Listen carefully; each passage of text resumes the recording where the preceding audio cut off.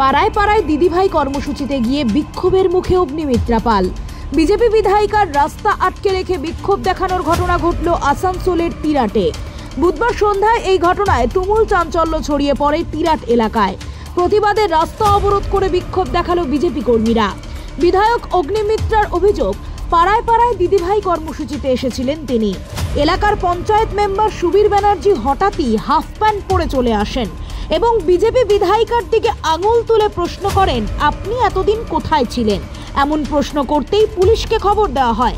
অগ্নিমিত্রার বক্তব্য, মমতা পুলিশ আসা সত্ত্বেও তাকে প্রায় 1 ঘন্টা আটকে রাখা হয়। এমনটাই অভিযোগ হানেন বিজেপি বিধায়িকা।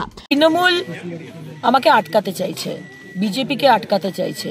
এসআইআরে আজকে যারা ভুয়ো ভোটার ঢুকেছিল পশ্চিমবঙ্গে, তাদেরকে নাম কাটিয়ে দেওয়া হয়েছে, আর আরো কাটা হবে। আজকে আমি পাড়ায় পাড়ায় দিদিভাই করি লাস্ট 5 বছর ধরে, 4.5 বছর, আজ কয়েক মাস বাকি।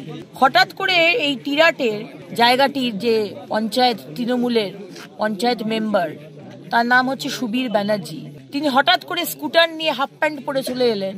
এসে যেভাবে হেকেল করতে হয়, আপনি কি কাজ করেছেন, আপনি এখানে কি করে এলেন, আপনি এতদিন আসেননি, আপনি কি করে করছেন, এই সমস্ত ওদের টিএমসির যে মহিলারা, তাদেরকে আজকে আমার পিছনে ধাওয়া করিয়ে আমি তখন ফিরছি, আমি গাড়িতে উঠলাম, আমার গাড়ি আটকে দেওয়া হলো। দৌড়ে দৌড়ে ওরা আমার গাড়ি আটকালো। এই সমস্ত গ্রামের মানুষকে আটকে 1 ঘন্টা ধরে আমাকে এখানে আটকে রাখা হলো। পুলিশকে খবর দেওয়া হলো, পুলিশ এলো, পুলিশ নেগোশিয়েট।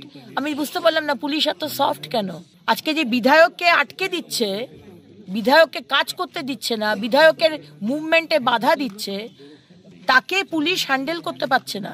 মমতা ব্যানার্জি, আপনি যদি মনে করেন আপনার দলের ক্যাডারদের দিয়ে আপনি আমার মুভমেন্টকে আটকাবেন, আমরা কিন্তু দমার পাত্র নই। ঘটনার পরে আসানসোল ভগৎ সিং মোড় ও কালীপাহাড়ি মোড় অবরোধ করা হয় বিজেপির তরফে।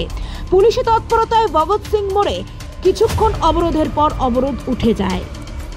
Bureau report, Bengal watch.